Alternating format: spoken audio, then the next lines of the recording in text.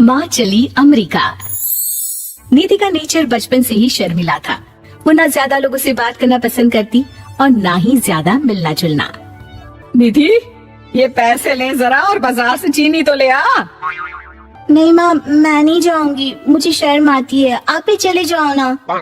अरे पता नहीं क्या करेगी ये लड़की, जीवन में कभी कुछ किया ही नहीं सिवाय पढ़ाई और घर के कामों के। इसकी शादी भी आसपास ही कहीं करवा दो, दूर जाकर इसका गुजारा कैसे होगा। निधि सुनती सबकी, समझती भी, लेकिन चुप करके रह जाती।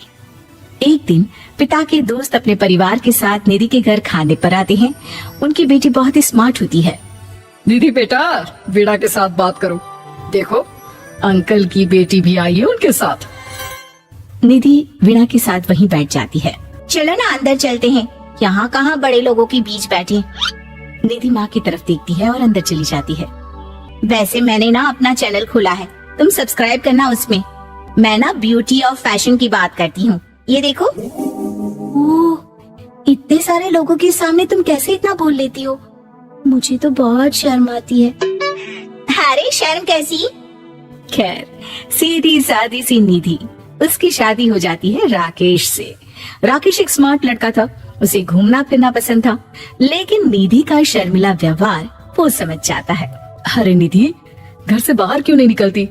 लोगों से मिला जुला करो, तभी तो पता चलेगा ना कि दुनिया कैसी है। क्या करना है पता करके? शादी से पहले पापा और अब आप, ठीक है ना? मुझे ज्यादा दुनियादारी में नहीं पड़ना। निधि की जिंदगी ठीक ठाक चल रही थी। उसके 2 लड़के होते हैं, दोनों को वो पढ़ाती लिखाती, उनका ख्याल रखती।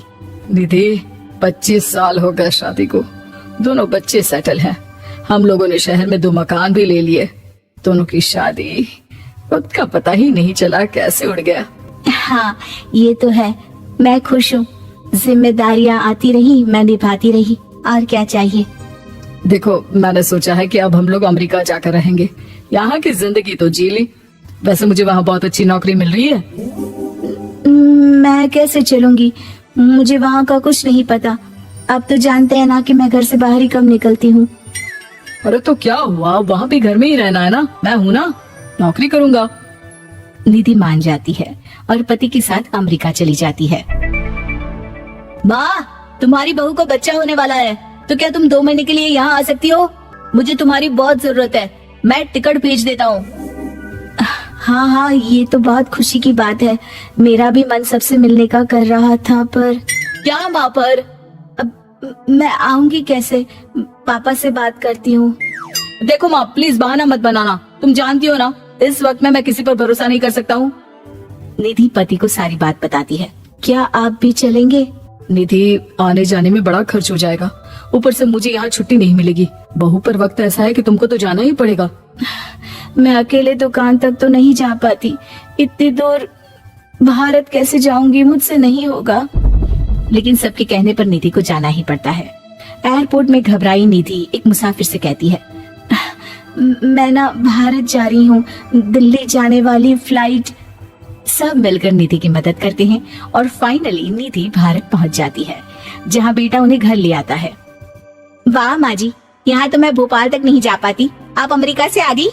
भाई चालाकी तो औरतों में होनी ही चाहिए, यहाँ हम बुद्धू के बुद्धू रह गए। निधि इतनी दूर और लंबा सफर करके थक जाती है, वो चुपचाप बैठ जाती है। बैठना नहीं है माँ जी, बच्चा पकड़ना है, ये लीजिए। और हाँ, घर का काम तो मैं करूंगी नहीं, जानती है ना शरीर कच्चा सा है, तो मुन्ने को सुलाकर कुछ बना लीजिएगा। निधि को बहू का व्यवहार बहुत बुरा लगता है। जैसी भी थी, पिता और पति की हमेशा लाडली रही थी निधि। निधि बेटे की तरफ देखती है।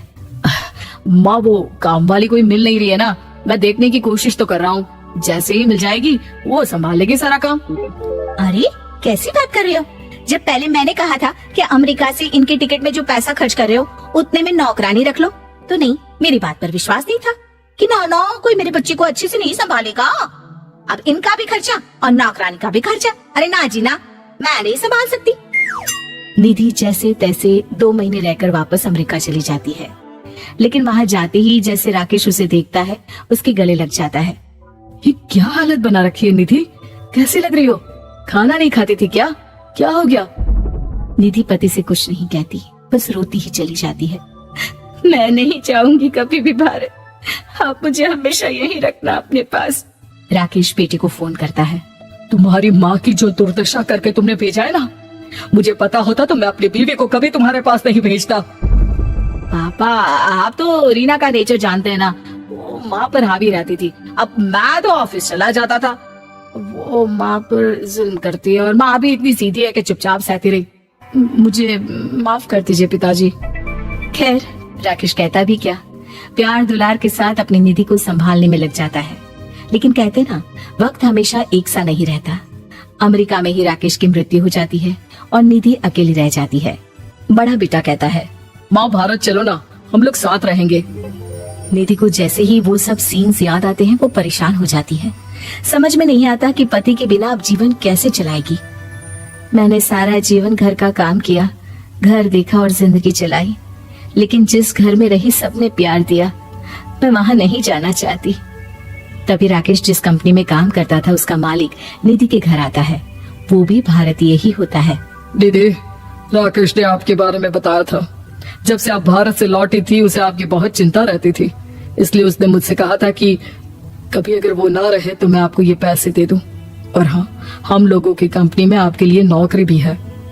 निधि पति के पैसे देखकर मन में तसल्ली करती है और नौकरी के लिए हाँ कर देती है। अरे पागल है क्या माँ, कैसे नौकरी करोगी? ये अमेरिका है, दिल्ली नहीं। वहाँ तो तुम घर से निकल भी नहीं पाती थी, यहाँ कैसे?